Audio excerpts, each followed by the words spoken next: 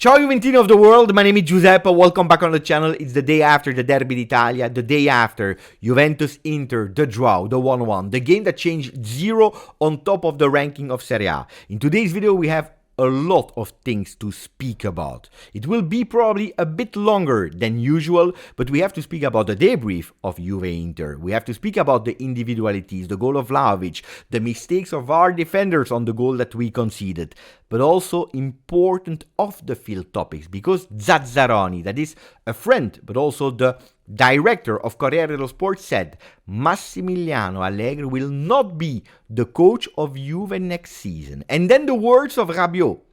When everyone is telling you the objective of Juve is top 4, Rabiot is going in counter-attack. He's also going with total different words. He's saying, in the locker rooms, with our teammates, we are all speaking about the Scudetto. We want to win the Scudetto. So if you believe in Rabiot, if you believe in Max Allegri leaving, if you believe in not the Scudetto, if you believe that Max Allegri will stay, whatever you believe, maximum of like, continue to subscribe to the channel because we start. And for the loyal ones, you know it, especially in post-game videos, I always try to go with a story to start with. Why? Because after the video, I want also that you are able to think a bit about the words that I just said. And today I want to start with something that will surprise most of you.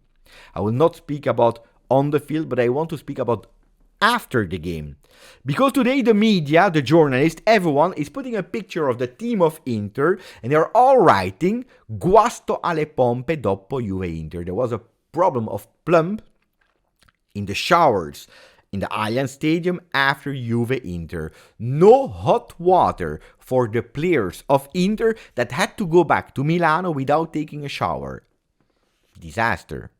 Was it intentional of Juve? This is what you start to think, especially if you are supporting other teams than Juve, if you are a bit anti-Juve. Why were they not doing that? And then the memes about Juve, they had no enough money to do the Mercato, they have no enough money to pay hot water. And you see, maybe some of them are thinking they were actually doing it consciously because they wanted that the Inter player, they were showering with cold water so that they were sick for the game, the big game of Inter of next week. What they are not telling you is that there was no hot water for the Juve player neither. It was a problem, general problem, and there was no hot water for the Nerazzurri and for the Bianconeri. But nobody's mentioning it, nobody's telling it. It's always how you speak about the topic, what you really want to put on the front page. And this is sometimes annoying. A bit annoying, but also is the fact how we are speaking about the game of yesterday, Juve-Inter, because I saw a lot of people that were all saying Juventus, after scoring that 1-0, they are going back with Max Allegri asking the team to park the bus and not to play anymore. They were scared. They didn't want to risk to go top of the ranking of Serie A. They didn't want to. They wanted to stay there, not play anymore, and they said to Inter, go with it, we will wait until the end of the game. Which is actually not really correct, because if you are looking at the stats, we see the story of the first half that is totally different. 4 attempts for Juve, 7 for Inter, 3 on target with 2 on target for Inter that were not that wow. It was that goal that was really important, and then 1 the goal of Juve that was on target. We see 2 teams that are trying to play football with a Juve that was actually surprisingly offensive on the first half, but I want to come back on that. And what do we see in the second half? 0 shots on target for Juve, 1 shot on target for Inter, 1 attempt for Inter, 0 attempt for Juve. So if we want to be really precise, it's not that Juve said, I don't want to play anymore. It's both teams. Equally, both teams that at a certain moment in second half said, you know what, after international break, probably with the energy level that is not that high, with the ranking, with the other ones behind Milan, Napoli, Atalanta, Roma, etc., you know what, a draw is not that bad for the Nerazzurri that are keeping that +2 on the ranking. For Juve, that is not going at -5, you know what, if something happens in the game, why not? But otherwise, we prefer not risk it instead of risking everything. And this is the true story, the true narrative of Juve-Inter. If people want to say that it was a boring game, it was a second half that was extremely boring, where both teams, they refused to play. But not only Juve, both teams equally didn't want to play. It's true, The possession was for Inter, but that's it. They were never really dangerous. In the first half, on the other side, I saw that a lot of people, they forgot to speak about how Juventus played. But that draw, was it important more for Juve? For Inter? I have to say equally. Why? Because when I'm reading the title of Gazzetta dello Sport that is saying Juve-Inter non finisce mai, Juve-Inter is never ending. But the one of Corriere dello Sport as well, tutto aperto, everything is still open. Well, then I'm thinking, and as a Juventino, I want to win every single game, especially against Inter even more. That could have seen Juventus at the first position in Serie A after 40 months. On the other side, I want to take also the positives. And the positive is that today we are there with everything that is open. On the other side, I'm pissed off with people that are saying Juventus, they didn't play at all. Because it's not true. This is a picture that you are seeing now from the total first half position, average position of Juve when we were touching the ball. We have 7 players of Juve that are over the line of our midfield in opposition half. You can see it because they have the black dots. With that triangle on the left with Kostic, Chiesa and Rabiot. That triangle on the right side with Cambiaso, Gatti, a super high Gatti, probably too high at a certain moment, and the number 16 Weston McKennie, with only Bremer and Rugani in the back, and also supported by Cambiaso that, according to me, did a really good game, especially inverting in the first half with Weston McKennie, centrally and on the wing. That was a beautiful one. So you see that the Juventus that is playing quite high, that is touching the ball quite high, and the Juventus that with that way of playing at a certain moment is also able to go on top with a fantastic, but really fantastic counterattack with Dusan that is taking that ball, Dusan that immediately is opening on the left, Chiesa running on the left side, like with the Italian national team, watching and seeing with his right eye that Vlahovic is on a perfect position, unmarked, able with one touch to score. This was perfection. Yesterday I said it when I was live.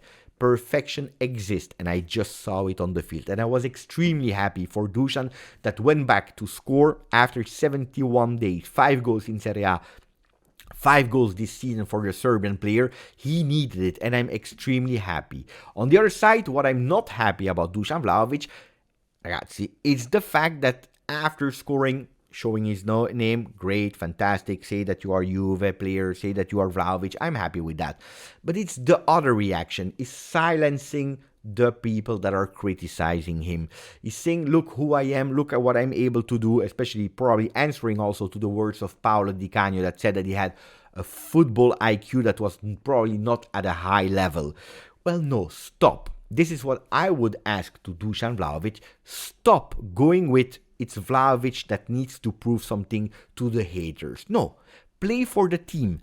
Play to play better, to make the team win. Be happy with that lead and that beautiful goal that you scored. You don't have to show every single time to the haters something. It's over. You are nearly 24. You're starting to mature as a player. Basta. Especially because if you are doing something like that, then I'm expecting that you're able to continue to do that performance of your first half. And that second half performance of Dusan was absolutely not like that, because he started to miss again a lot of controls, a lot of easy passes, was not positioned really well, had to do much better in the second half, where in the first half he was perfect. So I want less controversial takes and reaction to the haters, but more on the field. I want the spirit of Chiesa that at a certain moment when the ball is still running, instead of complaining, is trying to go until the end to take that ball, while Dusan Vlahovic is on the ground complaining and not caring anymore about the game that is playing. So that's what I'm asking to Dusan Vlahovic. Anyway, that goal was fantastic. The way of playing of Juve was good, not wow, especially not if you're comparing the way of playing of Manchester City against Liverpool, of Liverpool against Manchester City, but the good offensive Juventus that was really trying to build. And we were able to do it with the Nicolussi first start in Serie A from the first minute. He was playing there in a really difficult game against Inter with Barella, Mkhitaryan, Çalhanoğlu. Did he do a great game? No, we can't say that he do a great game.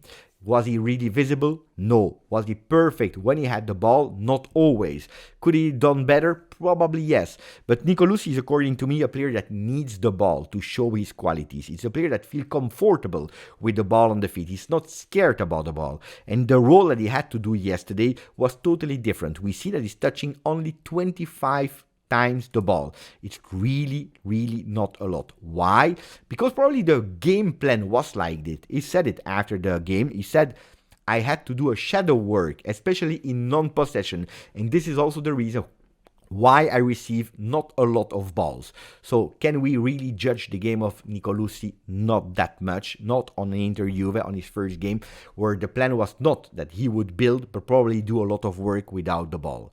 On the other side, when you have a Locatelli that is entering, you immediately see the difference. But we'll come back on Locatelli in a second. Allegri said, yes, of course, I have some regrets because we concede that goal really in a stupid way. We are making, and that's what I'm telling you, we are making 4 mistakes. The first one, that is Kostic, that is out of position when he's trying to go on the player of Inter, the first player that has the ball, and I believe it's Dumfries, is out of reach. The second one is Rugani, that is trying to anticipate and he's doing a tackle a la Serie C. I believe that even my under-9 players are not doing tackles like that because it's extremely dangerous. That high on the pitch. It is Bremer that is taking time, which is also correct on Thuram, but at a certain moment it's not finding the speed, the acceleration that Thuram is able to find, dribbling him so easy. And then we have Gatti that is sleeping and not able to man-mark Lautaro, that is doing whatever he wants. So 4 big mistakes. But I want to come back on that goal. For the people that said Juventus, Max Allegri, and all the insults that I was able to read yesterday, after the goal, he parked the bus as usual because we are scared, because we don't dare. Well, the goal that we are conceding is not in a moment where Juventus is defending. It's a moment where Juventus is trying to go for the second goal. And that's where I'm saying, okay, we tried to even go for that second goal. We didn't, we couldn't, we conceded that goal. And that's the moment probably where Juventus start to be scared because they know that the strength of Inter, and they show this, is from the moment that you leave 1 centimeter on the field, they are able to take it. And they go fast, and they are really dangerous, and they have an accuracy that is perfect. Thuram played an extremely important and great game yesterday. I told you, he's the man that I'm probably fearing the most, more than Lautaro, etc., etc. I didn't speak after 12 minutes about the fall of yesterday from Darmian on Federico Chiesa. Well, according to me, there was a fall. Live, when I was watching live, I had zero doubt. I saw the hand of Darmian going on the face of Chiesa. Then 16 seconds passed from the fall until the goal. I said, why are they not going back like they did for Moiskin, for example? Why are we not seeing the replays? Because I still have my doubts that this was a correct intervention from Darmian on Chiesa. And I have no answers. I have zero answers. They don't go. Only after that, I'm able to watch the replay after a game where I see that actually Darmian is not touching the face. I would still have whistled the foul because you see that Darmian is not interested in the ball, but he's going on the player. But because the referee yesterday was actually going with a muscular, masculine way of playing, let him play a lot of time, I could even accept it. And it's not as crazy as I was thinking live. And I would be happy to see that, like they are showing us for Moiskin, going like when he was 13 years old, checking the images, taking time, going to the VAR. If yesterday they would have done that, and then they said, he's not touching the face, it's okay, I would be pissed off. Of course, I'm a Juventino, but I would have accepted it. But then you know what is always in the mind of Juventini?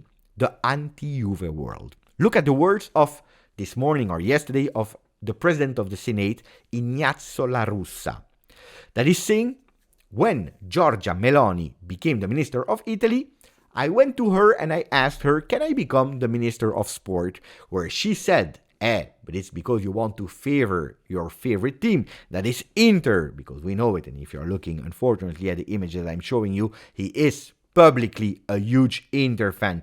And he's saying, no, actually, it is to bring down Juve. But are we understanding the words that he's saying? Someone that is a politician that wants to be Minister of Sport, not to favor Inter, his favorite team, but to bring down Juve. What are we speaking about? And especially if you see other images with La Russa that is next to Gravina, president of Federazione Italiana Gioco Calcio, to the Minister of Sport that is Malagò, to Marotta, we are speaking about something that is not really working. And that's the pity of Italian football. When people are speaking to say stupid things and going more with their anti-Juve, with the hate of Juve, more than the love for their team. It's totally crazy. And that's why when we are seeing these falls, we still have that doubt. Why didn't they go too far? And also, if we are speaking about other people that are saying nonsense, I have to go to the words of Simone Inzaghi that said yesterday, we were the bosses of the field, we were dictating the game and the rhythm of the game. And then he's going with something that is totally out of this world. We are in full emergency. We were missing Pavard, Bastoni, and Sanchez. We are in full emergency. He has the balls. He has the balls to say something like that, because if Allegri had to cry about the players that we were missing, Danilo, Weah, and they are not at the level of the players that he mentioned. Danilo, Weah, Nicolucci that was playing as a starter, Locatelli was not able to breathe, etc., etc. Allegri is not crying, and that's something that I will always be grateful for. He's never crying about these kind of things. Well, Simone Inzaghi is doing it, and if they were able to dominate the game without being dangerous, it's probably because their wingers, Di Marco and Dumfries, they were able to give every single energy drop that they had, because they knew that from the bench you had a Cuadrado and a Carlos Augusto that entered. They entered on the left and on the right, and they were able to put even that team of Inter higher from the wing, where Juventus was obliged to go a bit lower. That's why they were boss and they were dictating the rhythm, not something else. Then if I want to speak about something great from Inter, physical, they were physically much better. They won all their duels on the ground, in the air. They were much stronger than us, and also much more precise, faster and precise. If you're looking at the accuracy, 91% total accuracy, and they're even able to continue that accuracy wherever they are on the pitch, half opposition field, but also in final third, something where Juventus needs to grow really fast, because Juventus has really a problem since a few seasons with pass accuracy. If only we had Locatelli from the beginning of the game. He was not there, let's not cry, but when he entered, you clearly see a difference. You see, we are always complaining about Locatelli, but you see the difference that he's making on the field. Anyway, Lautaro ferma una Juve tosta. Lautaro is stopping a solid Juve. What I want to remember is that Juve-Inter, after the game of yesterday, the duel will continue, and hopefully really, really, really long in the season. Who knows, maybe until the last day of Serie A. And I'm not the only one that is hoping for it, because it's also Adrien Rabiot that said the objective that we are speaking about in the locker room is to win the Scudetto. We want to win the Scudetto. We are champions, and I believe that we can do it. Words that are totally contradictory with everything that has been said publicly until today, which make us think what they are saying in public. Is it to take away the pressure? Is it that in the locker room they are saying other things? Well, Allegri is not stupid. He's not absent when the players are speaking with each other. I believe that game, the desire to win games, it's with one thing: being able to believe as long as possible that we can do it. And the draw of yesterday is showing us that we can compete with the strongest team of Italy. Probably we are stronger than what we think, and the game of yesterday is again showing that we can do it. Of course, we need to be aware of it, and the game of yesterday, I believe, that is adding in that awareness. But important, of course, is not to lose the next game, because if Inter will play against Napoli, we will play against Monza, that we were not able to beat last year. 2 times we lost. Attenzione, important one before the game of Napoli, Genoa, Frosinone, and Roma at the end of December. So don't underestimate the game of Monza. Other thing that I want to say about Mercato, well, Giuntoli said if there is an occasion, but we are not sure, because one player only will not change the team, while Allegri is saying on the other way, you know what, there is no Mercato in January. The teams are built in the month of June during the summer Mercato, so I don't believe in Mercato in January, probably forgetting about Dusan Vlahovic that we both liked 2 seasons ago in January. But is it the Mercato, and that's my question, is it a Mercato that is pro-Allegri? is the Mercato that will be done for Allegri. If we believe the words of Zazzaroni, absolutely not. Because yesterday on television, Zazzaroni, Corriere dello Sport director, said, and he knows he has a friendly relationship or professional relationship with Allegri, he said Allegri wants to leave Juventus at the end of the season. Before commenting, I want to go into the details of the words. He said Allegri at the end of the season wants to leave. They are not the conditions for him to remain. Allegri is linked to a Juventus that is not existing anymore. Max has difficulties to find himself in a different Juve. Then, in football, everything can happen, and one thing, what is sure today, can be different tomorrow, but at the moment, I believe he will leave.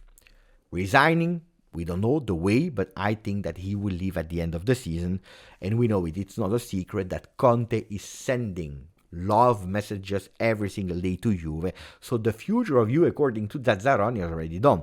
Max Allegri leaving at the end of the season, Antonio Conte coming back. What do I think about these words? I always told you that I believed that Max Allegri would not even have been here. Or he won last year and he would have left, or he would have been dismissed. Everything happened, the chaos. And I will be grateful for Max Allegri to say, I will put myself aside and I will think about the team. And I will give my support because Juventus is now in a moment where they need.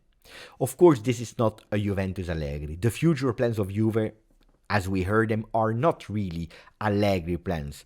Without experienced player, without big players, but instead going towards players that are cheaper on the market, unknown players, trusting a lot of next-gen project, where you have a team that is less experienced. And probably you will have to have that kind of team for the next few seasons, which Allegri is doing a fantastic job with the team that he has, because if today we are after 13 games as -2 from Inter, it is a kind of miracle. It is thanks to a cohesive team that he was able to form and stick together.